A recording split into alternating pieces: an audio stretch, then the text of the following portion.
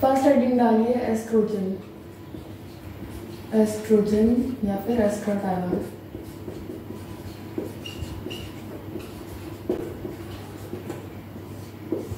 हाँ जी, तो ये जो एस्ट्रोजन या एस्ट्राडायोल होते हैं कहाँ से सिक्रेटेड होते हैं? तो ये मेनली जो ग्राफियन फॉलिकल होता है उनके थेका इंटरना से रिलीज होते हैं, और जो स्मॉल अमाउंट में जो कॉर्पस ल्यूटियम होता है वहां से भी सिक्रेट होता है। ठीक है, mainly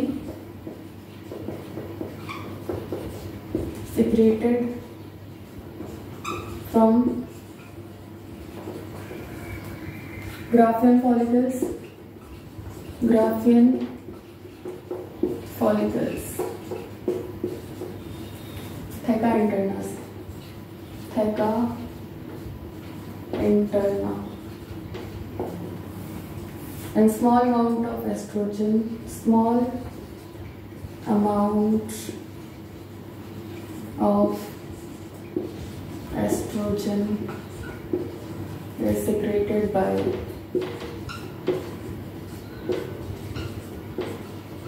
corpus luteum, corpus luteum। ठीक है, अब एस्ट्रोजन या एस्ट्राडायोल के फंक्शंस क्या होते हैं?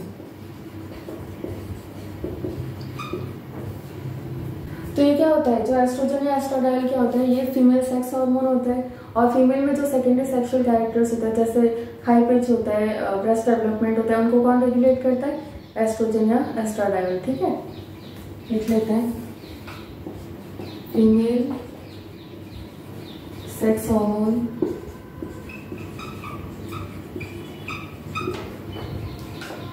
it regulates secondary sexual characters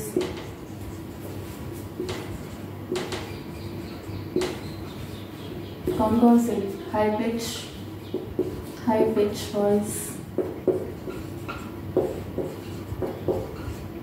breast development,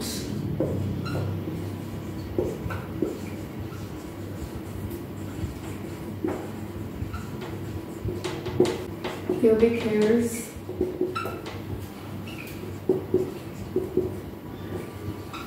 sexual behavior, and also regulation of menstrual cycle, regulation of menstrual cycle। ठीक है, तो हमने एस्ट्रोजन या एस्ट्राडायोल देखा, mainly secreted from Graafian follicles. Small amount of oestrogen कहाँ से सिक्रेट होता है? कॉर्पस ल्यूटियम से सिक्रेट होता है। इसके functions, first of all female sex hormone होता है और रेगुलेट करता है फीमेल के secondary sexual characters, that is high pitch voice, breast development, pubic hair, sexual behaviour and also menstrual cycle. ठीक है, इसका स्क्रीनशॉट ले लीजिए। हेडिंग डालिए प्रोजेस्टेरॉन।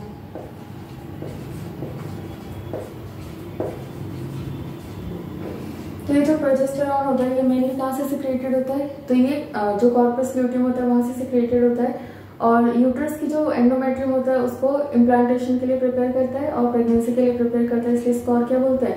प्रेगनेंसी हार्मोन बोलते हैं। और जो मेमोरी ग्लैंड्स होते हैं उनमें एल्विलाई की ग्रोथ के लिए भी ये प्रोजेस्टेरॉन रिस्पॉन्सिबल होता है। ठीक है,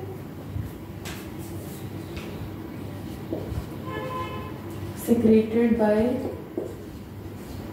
corpus luteum, it prepares uterus, endometrium,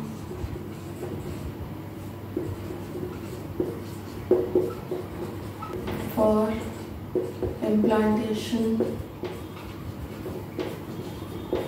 and pregnancy,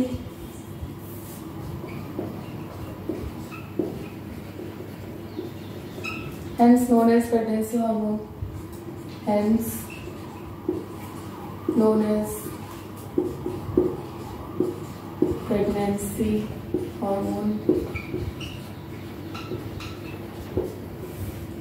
It supports pregnancy, it supports pregnancy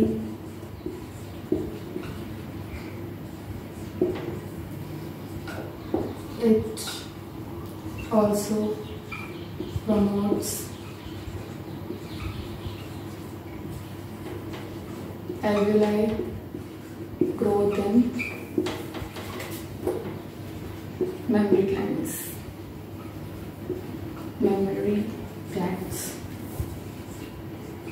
mammary glands में एल्वेलाई की ग्रोथ के लिए भी रिस्पॉन्सिबल होता है। ठीक, चलिए इसका स्क्रीनशॉट ले लीजिए, हेडिंग डालिए inhibin and relaxin hormone.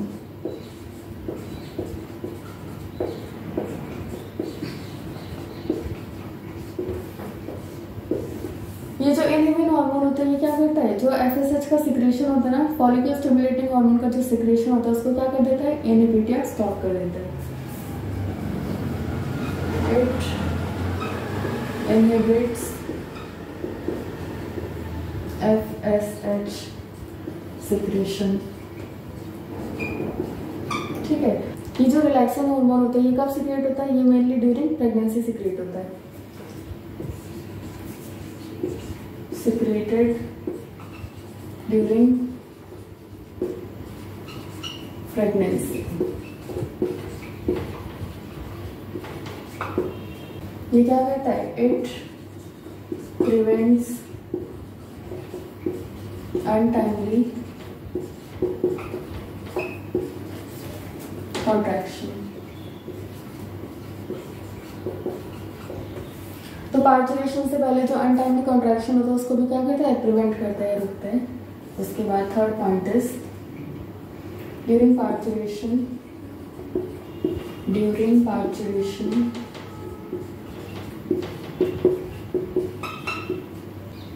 It dilates pubic symphysis। ठीक है, और ये जो इनहिबिन और रिलैक्सिन हार्मोन होते हैं ये दोनों कहाँ से सिक्रेटेड होता है, कॉर्पस ल्यूटियम से। यहाँ लिख लेते हैं note, both inhibin and relaxin hormones are secreted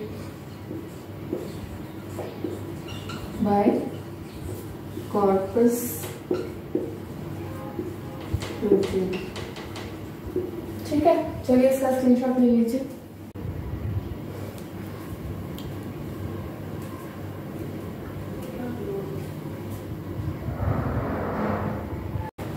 fourth is एंटेरोगैस्ट्रो या फिर क्या होता है, GIT, that is gastric inhibitory peptide. इनका भी सोर्स क्या होता है, duodenum.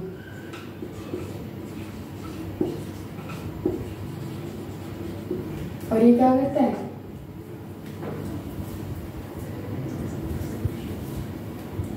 inhibits gastric juice secretion। जो गैस्ट्रिक जूस होता है उसके सिक्रेशन को इनहिबिट करता है। इसका स्क्रीनशॉट ले लीजिए, हेडिंग डालिए mechanism of hormone action. Mechanism of hormone action.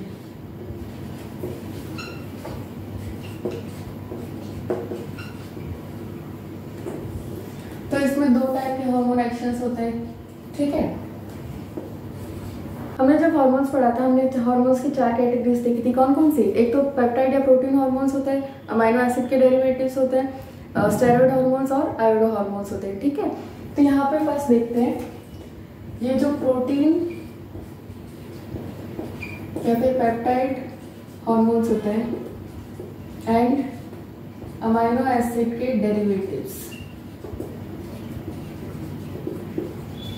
ठीक है, तो ये प्रोटीन या पेप्टाइड हार्मोन्स और अमाइनो एसिड डेरिवेटिव्स होते हैं, इनका जो मोड ऑफ एक्शन होता है ना, या फिर जो काम करने का तरीका होता है, कैसा होता है? एक जैसा होता है, ठीक है।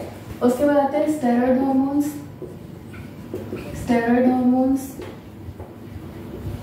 या फिर आयोडो हार्मोन्स।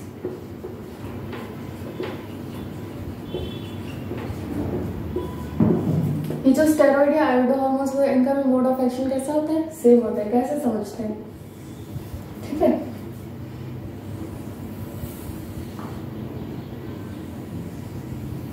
ये हमने एक सेल मेम्ब्रेन ले ली, क्या लेंगे? Plasma membrane. तो ये प्रोटीन, पेप्टाइड या अमाइनो एसिड के डेरिवेटिव्स होते हैं, इनके जो भी हार्मोन्स होते हैं कैसे होते हैं? पोलर हार्मोन्स होते हैं। एग्जांपल के लिए लिख लेते हैं ये हमने लिया FSH, फॉलिकल स्टिमुलेटिंग हार्मोन। ये कैसा? एक प्रोटीन या पेप्टाइड हार्मोन है और ये कैसा होता है? पोलर है। और हमें पता है ये जो प्लाज्मा मेम्ब्रेन होती है क्या होती है? लिपिड सॉल्युबल होती है। लिपिड सॉल्युबल मतलब कैसी है? नॉन पोलर है। कैसी? नॉन पोलर, ठीक है। अब ये FSH है, इसको इस प्लाज्मा मेम्ब्रेन के अंदर आ गए, है ना। तो FSH तो पोलर है और ये जो प्लाज्मा मेम्ब्रेन है कैसी है? नॉन पोलर है। तो ये सीधा तो इसके अंदर नहीं आ पाएगा। तो यहाँ पे क्या होता है? ये जो प्लाज्मा मेम्ब्रेन होती है नॉन पोलर, इसके ऊपर क्या होते हैं? मेम्ब्रेन बाउंड रिसेप्टर्स होते हैं। क्या होते हैं यहाँ पे?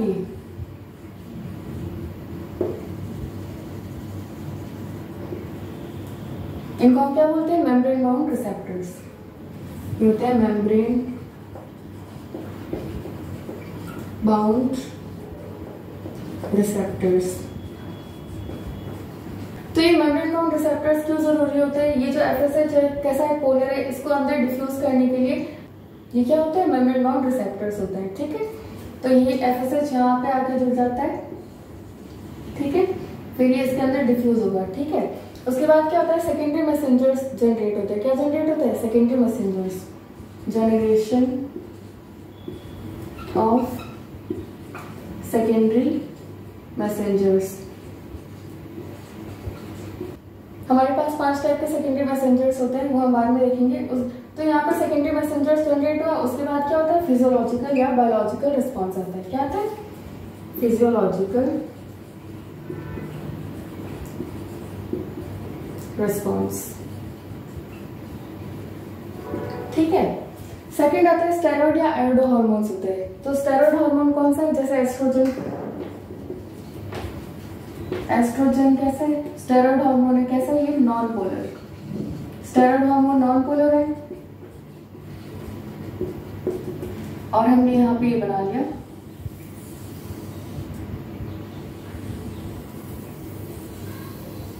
प्लाज्मा मेम्ब्रेन, ठीक है। तो ये जो एस्ट्रोजन है ये भी नॉन पोलर है और ये प्लाज्मा मेम्ब्रेन ये भी कैसी है? Non polar. एस्ट्रोजन भी नॉन पोलर, प्लाज्मा मेम्ब्रेन भी नॉन पोलर, तो ये इसके अंदर इजीली डिफ्यूज हो जाएगा। यहाँ पे मेम्ब्रेन बाउंड रिसेप्टर्स की जरूरत नहीं है, ठीक है। तो इसको हमने अंदर ले लिया, ठीक है। ये प्लाज्मा मेम्ब्रेन, इसके अंदर ये न्यूक्लियस, क्या ये? न्यूक्लियस है, ठीक है। तो इसमें कैसे रिसेप्टर्स होते हैं? इसमें होता है इंट्रासेल्यूलर रिसेप्टर्स, ठीक है। यहाँ होता है इंट्रासेल्यूलर रिसेप्टर्स और ये इंट्रासेल्यूलर रिसेप्टर्स क्या होते हैं? इस न्यूक्लियस के अंदर होते हैं। न्यूक्लियस में हमें पता है क्या होता है? DNA होता है, ठीक है। और इस DNA के ऊपर ही क्या होता है? ये मेम्ब्रेन बाउंड रिसेप्टर्स प्रेजेंट होते हैं, ठीक है। तो ये जो एस्ट्रोजन अंदर है ये कहाँ? यहाँ पे आगे जुड़ जाएगा, ठीक है। उसके बाद क्या होगा? ये जो DNA है ये क्या बनाएगा? mRNA बनाएगा, mRNA। फिर ये mRNA से क्या बन जाएगा? यहाँ पे प्रोटीन बन जाएगा, ठीक है।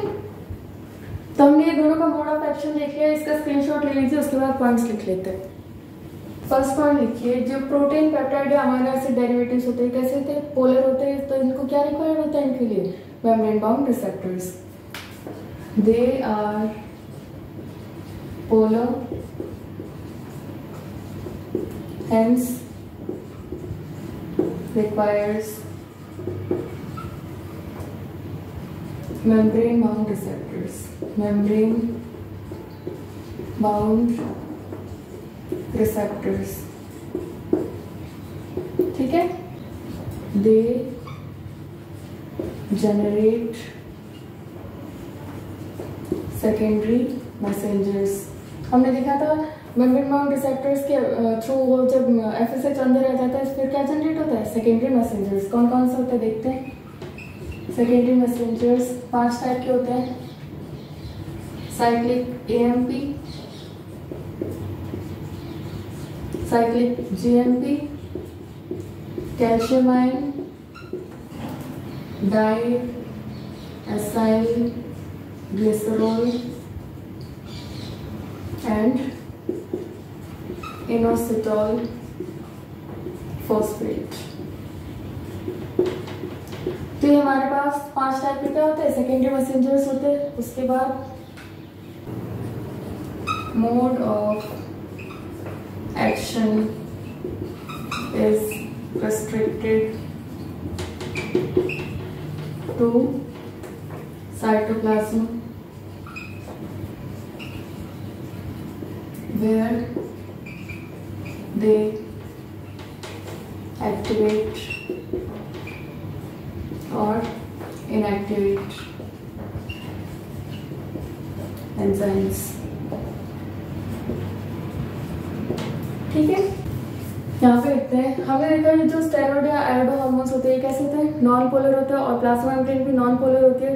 तो जो नॉन पोलर हार्मोन्स होते हैं वो इजीली डिफ्यूज हो जाते हैं और इनमें मेम्ब्रेन बाउंड रिसेप्टर्स की जरूरत नहीं होती है। ठीक है, they are non polar,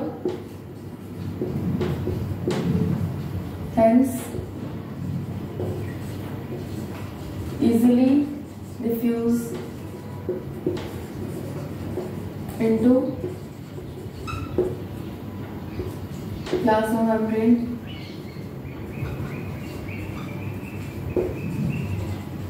membrane bound receptors are not required, membrane bound receptors are not required। ठीक है, next, they don't generate secondary messengers. तो ये सेकेंडरी मैसेंजर्स जनरेट नहीं करते। ठीक है, they bind to intra cellular receptors, they bind to intracellular receptors, enters nucleus, binds to DNA and alters gene expression।